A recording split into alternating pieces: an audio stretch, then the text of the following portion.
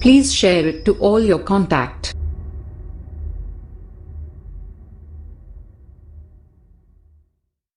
बिस्मिल्लाहिर्रहमानिर्रहीम। आज का हमारा नया सबक है बैन सय्यदा जुबैदत वल मामूनी। असल में सय्यदा जुबैदा ये हारून रशीद की मोहतरमा थी, उनकी बीवी थी ये। और हारून रशीद के दो बेटे थे, एक अमीन और एक मामून।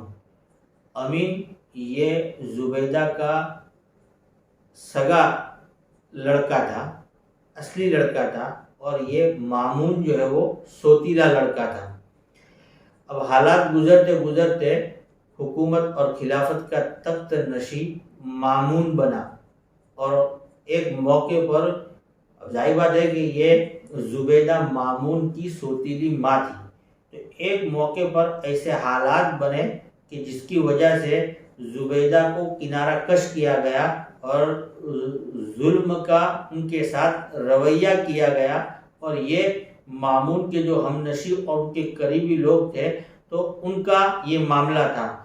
तो ऐसे मौके पर जुबैदा ने अपने सोतीले बेटे मामून को, जो उस वक्त खिलाफत उनके हाथ में थी, तो हालात से बाखबर करने के लिए और जो उनके साथ जुल्म हो रहा था उसकी इत्तिला देने के लिए खत लिखा जुबैदा ने अपने बेटे मामून को।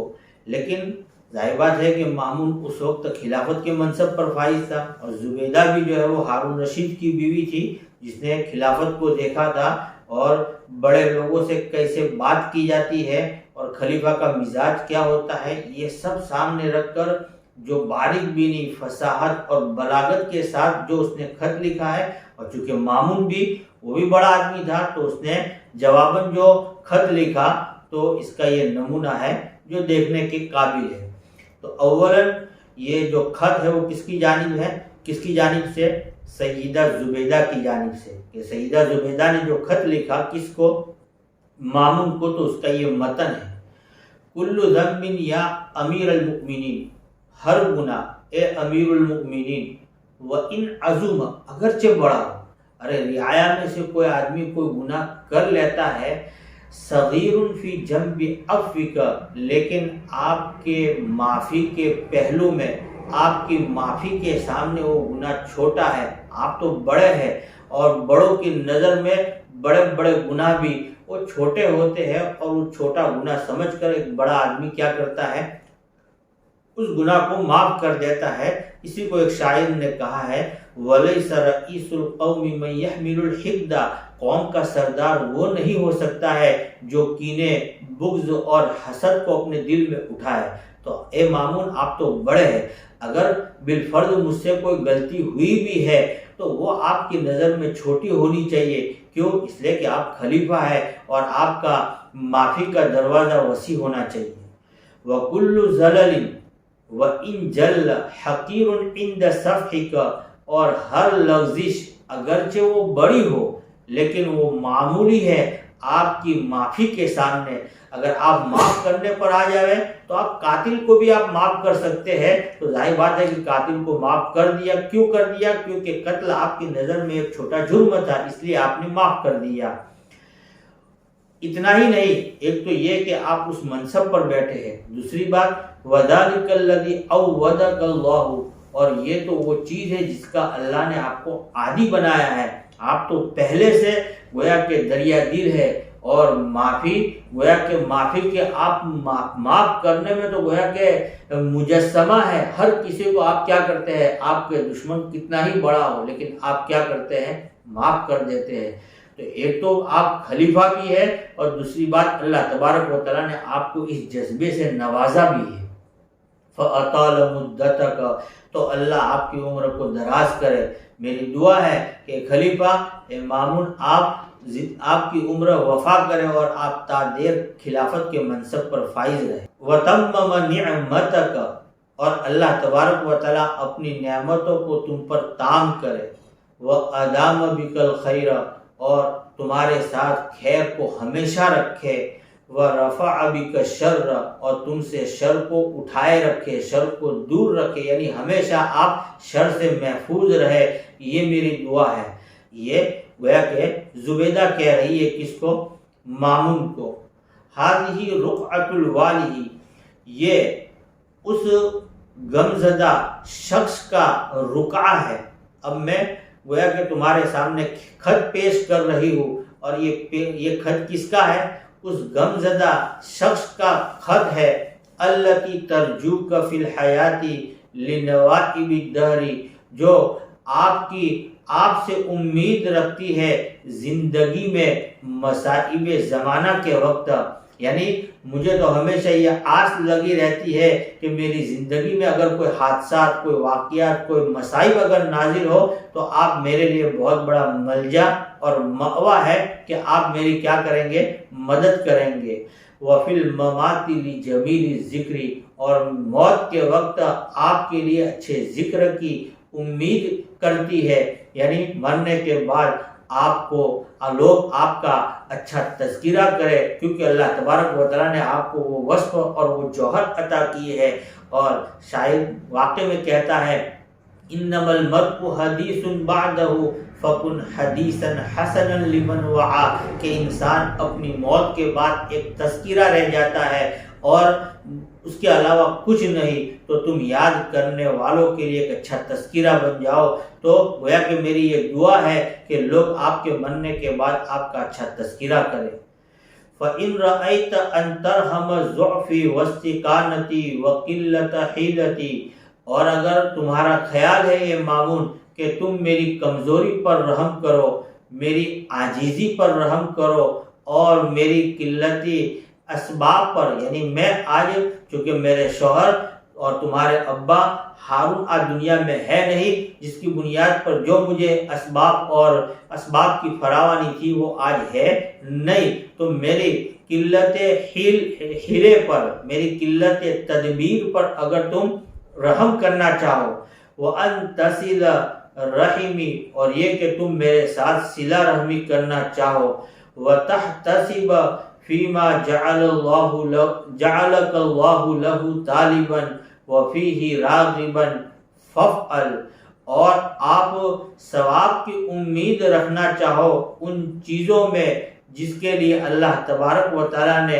آپ کو طالب بنا کر بھیجا ہے اور اس میں رغبت کرنے والا بنا کر بھیجا ہے، یعنی گویا کہ میرے ساتھ حسن سلوک میں آپ اللہ سے ثواب کی امید رکھتے ہو، یعنی اللہ سے اجر لینے کی امید رکھتے ہوئے آپ میری کمزوری پر رحم کرنا چاہو، فافعل، تو آپ ایسا کیجئے، وَتَذَكَّرْ مَن لَّوْ كَانَ حَيًّا لَّكَانَ شَفِيعِي إِلَيْكَ، اور یاد کرو کہ اگر وہ زندہ ہوتا تو وہ میرے لیے تمہارے دربار میں شفاعت کرنے والا اور سفارشی کرنے والا ہوتا۔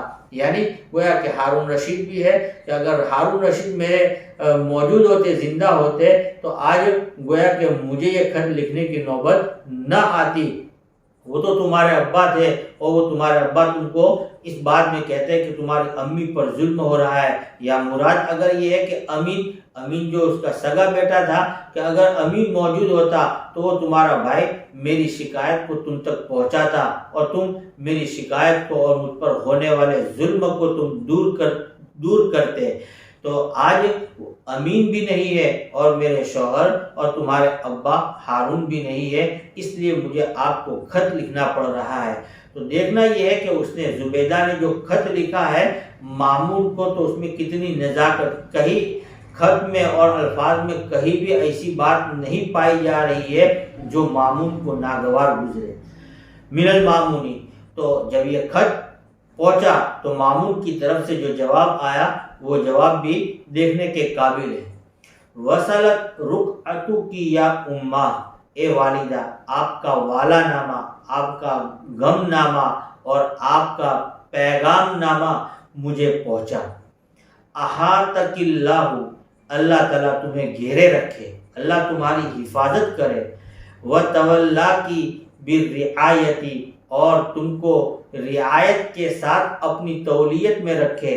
تعبیر ہے وتولاکی بالرعایہ، یعنی گویا کہ آپ کی حفاظت کرے، ووقفت علیہا اور میں اس پر واقف ہوا، جو کچھ تم نے حالات بیان کیے اس خط میں، تو اس خط کے ذریعے سے میں ان حالات پر واقف ہوا جن سے تم دوچار ہو، وساءنی اور مجھے ان حالات نے اور اس خط کو پڑھنے کے بعد اس پڑھنے نے مجھے تکلیف پہنچائی، شہید اللہ، اللہ گواہ ہے، میں اس میں کوئی جو ہے اچھا لگنے کی بات نہیں کر رہا ہوں یا تم کو گویا کہ جھوٹ موٹ خوش کرنے کے لیے بات نہیں کہہ رہا ہوں، بلکہ اللہ گواہ ہے، ساءنی جمیع ما اوضحت فیہا، مجھے تکلیف پہنچائی ان تمام حالات نے جن حالات کی آپ نے اوضحت فیہا، جن حالات کی آپ نے اس خط میں وضاحت کی ہے، یعنی ان حالات کو پڑھ کر مجھے واقع میں تکلیف پہنچائی ہے،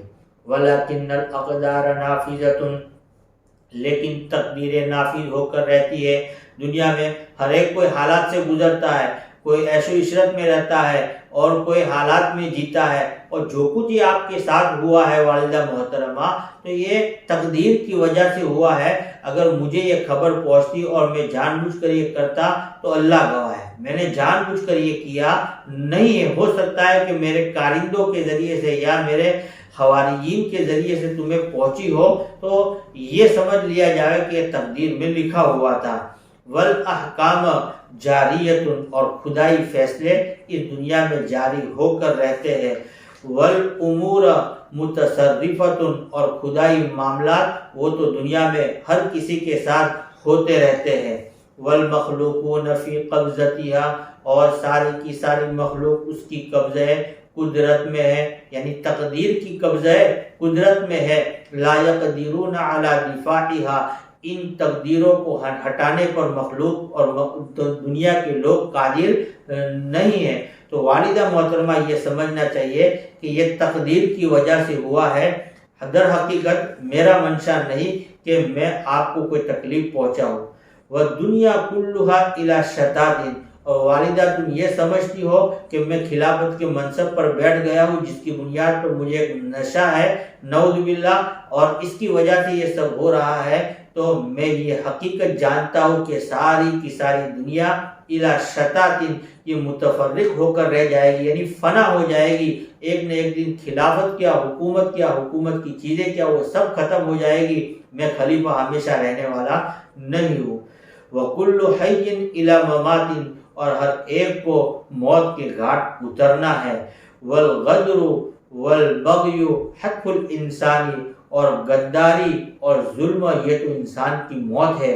تو میں یہ سب جانتا ہوں، اس کو جانتے ہوئے میں کسی کو آپ پر ظلم کرنے پر ابھاروں، یہ ہرگز نہیں ہو سکتا ہے۔ وَالْمَكْرُ رَاجِعٌ إِلَى صَاحِبِهِ، اور مکر اور سازش کرنے والا، تدبیر کرنے والا، فتنہ کرنے والا، تو اس کا سارا یہ ساری کی ساری مکر کرنے والے کی طرف چیز لوٹتی ہے، یعنی مکر کا نقصان ماکر کو پہنچے گا، مکر کا نقصان فتنہ کرنے والے کو پہنچے گا۔ تو میں اس بات کو جانتا ہوں، تو یہ بات جانتے ہوئے میں کیسے والدہ میں آپ کو ظلم پہنچا سکتا ہوں؟ اگرچہ تم میری سوتیلی والدہ ہو، لیکن میرے دل میں ہرگز آپ کا سوتیلا پن ہونا یہ میرے لیے گویا کہ آڑ اور نفرت کا سبب نہیں ہو سکتا ہے۔ وَقَدْ أَمَرْتُ بِرَدِّ جَمِيعِ مَا أُخِذَ لَكِ، اور میں نے ان تمام چیزوں کو لوٹانے کا حکم دے دیا ہے جو آپ کے لیے لے لی گئی تھی، یعنی اگر ظلمن آپ کی جو ہے، آپ خلافت میں، میرے والد جب خلافت میں اور آپ کو جو سہولتیں مہیا تھی اور ظلمن آپ سے کسی نے لے لی ہے، تو میں نے ان تمام کو واپس کرنے کا حکم کر دیا ہے۔ وَلَمْ تَفْقِدِي مِمَّنْ مَضَى إِلَى رَحْمَةِ اللَّهِ تَعَالَى إِلَّا وَجْهَهُ، اور تم آج کے بعد مفقود نہیں پاؤ گی اس میں سے جو اللہ کی رحمت کی طرف گزر گیا مگر اس کے چہرے کو، یعنی اب آئندہ والدہ آپ کو اپنے سگے بیٹے امین کے دنیا سے رخصت ہو جانے کا اور آپ کے شوہر ہارون رشید کے دنیا سے چلے جانے کا آپ کو کبھی بھی احساس نہیں ہوگا۔ میں آپ کے ساتھ وہ احسان و سلوک کروں گا کہ آپ امین اور گویا کہ ہارون کے دنیا میں نہ رہنے کا آپ کو احساس نہیں ہوگا۔ ہاں اتنا ہوگا کہ ان کا چہرہ نہیں ہوگا، اس لیے کہ ظاہر بات ہے کہ انسان کا وجود مرنے کے بعد دوبارہ نہیں ہو سکتا ہے، تو امین اور ہارون رشید کا دوبارہ دنیا میں وجود تو نہیں ہوگا۔ اس وجود سے آپ گویا کہ آپ ان کے وجود کا مشاہدہ تو نہیں کر پائے گی، لیکن ان کے نہ ہونے کا بھی آپ کو کبھی احساس نہیں رہے گا۔ کیوں؟ اس لیے کہ میں آئندہ تمہارا پورا خیال رکھوں گا۔ وَأَنَا بَعْدَ ذَلِكَ لَكِ عَلَىٰ أَكْثَرِ مِمَّا تَخْتَارِينَ، اور میں اس کے بعد تمہارے لیے اس سے زیادہ پر ہوں گا جس کو تو پسند کرتی ہے، یعنی تمہارے خواب و خیال میں بھی جو ہے میری طرف سے جن احسان اور سلوک کی تمہیں توقع اور امید نہیں ہوگی، اس سے زیادہ میں آئندہ تمہارے ساتھ احسان کروں گا۔ والسلام علیکم ورحمۃ اللہ وبرکاتہ۔